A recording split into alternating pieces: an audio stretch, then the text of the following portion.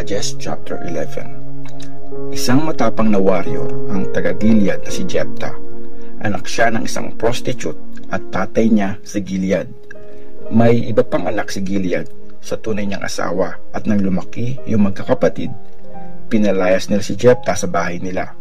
Sinabi nila sa kanya, "Wala kang mamanahin sa tatay namin kasi anak ka lang sa labas." Lumayo nga si Jephthah sa mga kapatid niya at tumira siya sa lupain ng Tob.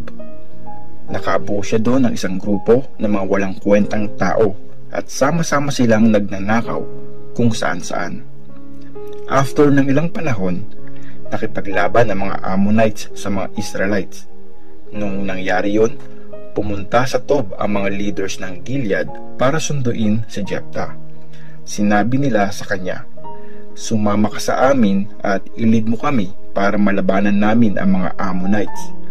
Pero sumagot si Jephthah, "Di ba ayaw na ayaw niyo sa akin? Pinalayas niyo pa nga ako sa bahay ng tatay ko.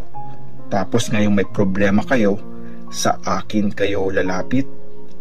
Sinabi nila sa kanya, "Nandito kami ngayon kasi gusto naming samahan mo kaming labanan ang mga Ammonites.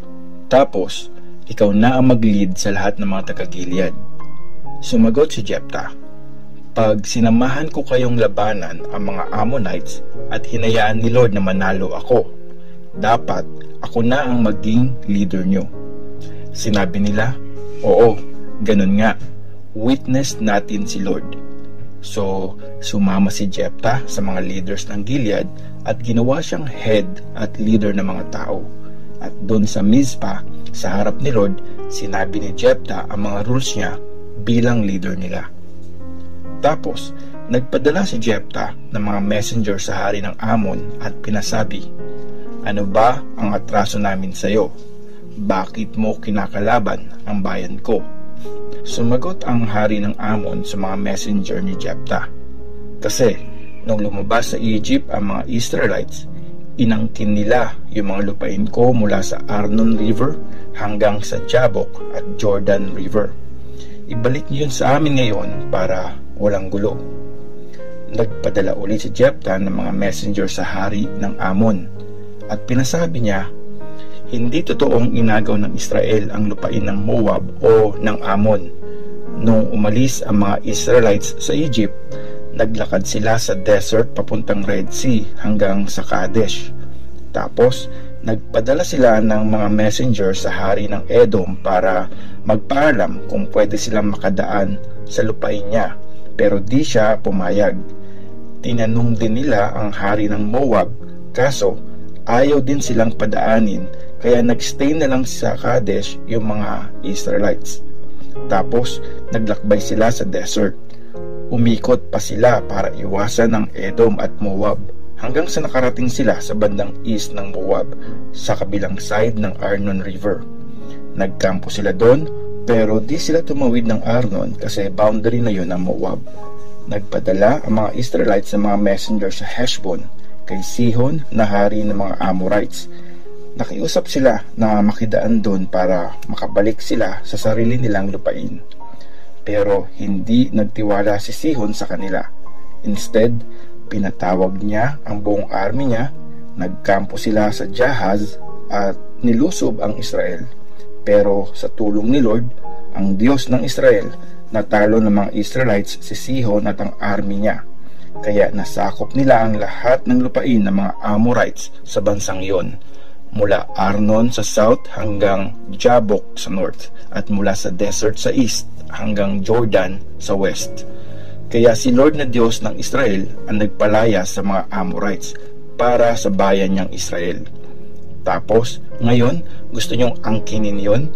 Sa inyo na yung binigay sa inyo ng Diyos niyong si Chemos, pero sa amin ang lahat ng binigay sa amin ni Lord na Diyos namin. Ngayon, tingin mo ba mas magaling ka kaysa kay Balak na anak ni Zippor at hari ng Moab? Kahit kailan, hindi niya kinalaban o ginera ang Israel. For 300 years, nakatira ang mga Israelites sa Heshbon, Aroer, at sa mga bayan sa palibot ng mga yon, pati na ang lahat ng bayan sa tabi ng Arnon River. Bakit di nyo yun binawi noon? wala akong kasalanan sa iyo. Ikaw ang mali sa ginawa mong paglusob sa akin. Si Lord ang judge. Siya ang magde-decide ngayon sa pagitan ng mga Israelites at Ammonites. Pero hindi pinansin ng hari ng Ammon yung message ni Jephthah. Tapos, kinontrol si Jephthah ng espiritu ni Lord. Pumunta siya sa Gilead at Manase, saka bumalik sa Mizpah sa Gilead. Mula doon, nilusob niya ang Ammon. Pinramis ni Jephthah kay Lord, kung hahayaan niyong matalo ko ang mga Ammonites, susunugin ko at i-offer sa inyo yung unang lalabas sa bahay ko at sasalubong sa akin pag uwi ko galing sa labanan. Nilusob nga ni Jephthah ang mga Ammonites at nanalo siya sa tulong ni Lord. Natalo niya ang 20 na bayan mula Aroer hanggang sa mga lugar sa palibot ng Minith, hanggang dun pa sa Abel Keramim. Ang daming namatay na Ammonites at natalo sila ng Israel. Ang anak ni Jephthah. Pagka-uwi ni Jephthah sa Mizpah, sinalubong siya ng anak niyang babae na sumasayaw at nagtatamburin. Kaisa-isa niyang anak yun. Pagkakita niya sa anak niya, pinunit niya ang damit niya at sinabi, "Anak ko, ang sakit naman nito. Bakit ikaw pa? Nag-promise ako kay Lord at di ko na yun mababawi."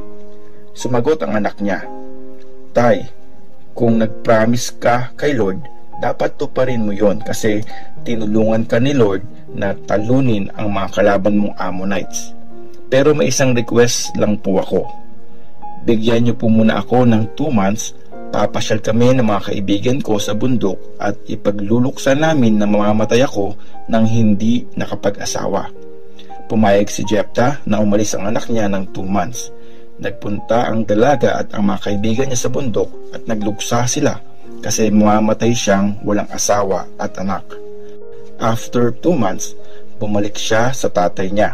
Ginawa nga ni Jephthah ang pinramis niya kay Lord at namatay ngang virgin ang anak niya. Mula nun, naging kaugalian sa Israel na ipagluksa ng mga dalagang Israelite ang anak ni Jephthah na taga-Gilead. Taon-taon nila itong ginagawa at inaabot ito ng 4 days. Judges chapter 12. Si Jephthah at ang mga taga-Ephraim. Nagready sa gera ang mga lalaking taga-Ephraim. Tumawid sila ng Jordan River papuntang Zaphon. Tapos sinabi nila kay Jephthah, "Bakit di mo man lang kami tinawag nung nakipaglaban ka sa mga Ammonites? Dahil sa ginawa mong yan, susunugin namin ang bahay mo habang nasa loob ka nun." Pero sinabi ni Jephthah, "Nagkaroon ako at ang mga kababayan ko ng matinding away laban sa mga Ammonites. Pero nung humingi ako ng tulong sa inyo, wala kayong ginawa para iligtas kami sa kanila. Kaya nung ma-realize kong di kayo dadating, tinaya ko ang buhay ko at nilusob ang mga Ammonites at pinanalo ako ni Lord sa laban. So bakit niyo ako inaaway ngayon?" Pero sinabi ng mga taga-Ephraim, "Kayong mga taga-Gilead, mga takas lang kayo sa Ephraim at nakikitira lang sa amin at sa Manase." Kaya tinawag ni Jephthah ang mga taga-Gilead at nilabanan nila ang mga taga-Ephraim. Natalo nila ang mga ito. Para hindi makatakas ang mga taga-Ephraim, sinakop ng mga taga-Gilead ang mga tawiran sa Jordan. Tuwing may mga taga-Ephraim na susubok tumakas at tumawid, tatanungin muna siya ng mga taga-Gilead, "Taga-Ephraim ka ba?" Pag tumanggi siya, ipapasabi sa kanya ang salitang Shibboleth. Pag mali at Sibulet ang nasabi niya, huhulihin siya at papatayin doon sa may tawiran sa Jordan River. Noong time na yon, 42,000 na taga-Ephraim ang napatay. Naging leader si Jephthah ng Israel sa loob ng 6 years. Tapos namatay siya at nilibing sa bayan niya sa Gilead. Sina Ibzan, Elon at Abdon. Pagkatapos ni Jephthah, si Ibzan na taga Bethlehem naman ang namuno sa Israel.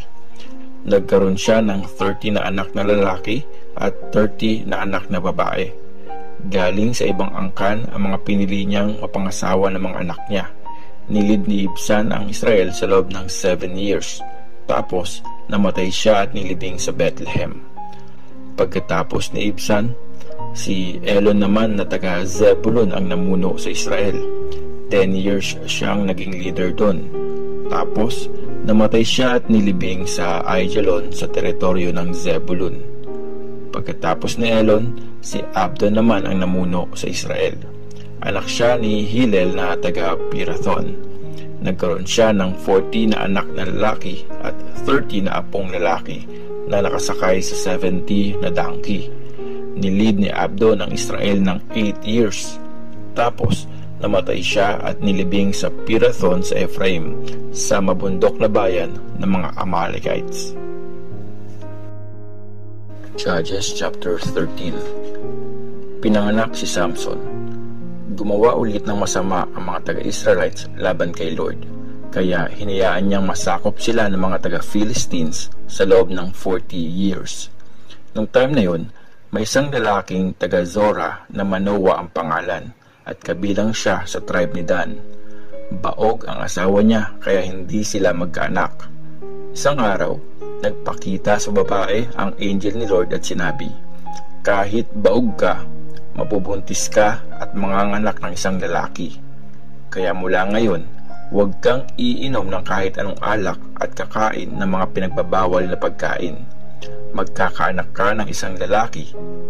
Huwag mo siyang gugupitan ng buhok kasi i-dedicate na siya sa Diyos bilang isang Nazarite pagkapanganak pa lang niya. Sisimulan niya ang pagliligtas sa Israel mula sa mga Philistines." Tapos, pinuntahan ng babae ang asawa niya at sinabi, "May nagpakita sa akin na lingkod ng Diyos. Nakakakilabot ang itsura niya, parang angel ng Diyos. Hindi ko natanong kung saan siya galing at di rin niya sinabi kung sino siya. Pero sabi niya, mabubuntis daw ako at magkakanak ng lalaki.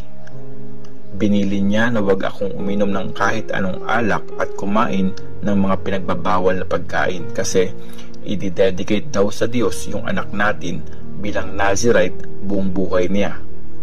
Kaya nag-praise Manoah, "Please, Lord, pabalikin niyo po yung lingkod ng Diyos na pinadala niyo para maituro niya sa amin kung anong gagawin namin pag pinanganak na yung baby." Sinagot ng Diyos ang prayer ni Manoah. Nagpakita nga ulit yung angel sa babae nung minsan nakaupo siyang mag-isa sa bukid at di niya kasama si Manoah. Kaya tumakbo agad yung babae at sinabi sa asawa niya, "Manoah, tingnan mo, nandito ulit yung lalaking nagpakita sa akin nung isang araw." Sumama nga si Manoah sa asawa niya. Nilapitan niya ang lalaki at tinanong, "Kayo po ba yung kumausap sa asawa ko?" "Oo, ako nga," sagot ng lalaki. Tapos nagtanong ulit si Manoah, "Pag nagkatotoo ang mga sinabi nyo, ano ang magiging buhay ng bata? Ano pong dapat niyang gawin?" Sumagot yung angel ni Lord, "Dapat sundin ng asawa mo ang lahat ng sinabi ko sa kanya. Bawal siyang kumain ng kahit anong galing sa puno ng ubas. Hindi rin siya dapat uminom ng alak o kumain ng mga pinagbabawal na pagkain. Dapat niyang gawin lahat ng sinabi ko sa kanya." Sinabi ni Manoah sa angel ni Lord, "Please, huwag muna kayong umalis. Ipagluluto po namin kayo ng isang batang kambing." Pero sumagot ang angel ni Lord, "Kahit mag-stay ako, hindi ko rin kakainin ang pagkain nyo. Kung gusto mo, sunugin mo na lang yung kambing at i-offer kay Lord." Hindi kasi alam ni Manoah na angel pala yun ni Lord. Sumagot si Manoah, "Sabihin niyo po sa amin ang pangalan niyo para makapag-thank you kami sa inyo pag nagkatotoo ang mga sinabi niyo." Nagtanong ang angel, "Bakit gusto mong malaman ang pangalan ko? Kahit malaman mo ang pangalan ko, hindi mo rin yun maiintindihan." Kaya pinatong ni Manoah ang isang batang kambing at konting wheat sa ibabaw ng isang malaking bato. Iyon ang offering niya kay Lord na gumawa ng mga imposibleng bagay. Nang lumaki yung apoy sa altar, umakyat sa langit yung angel ni Lord na nasa apoy.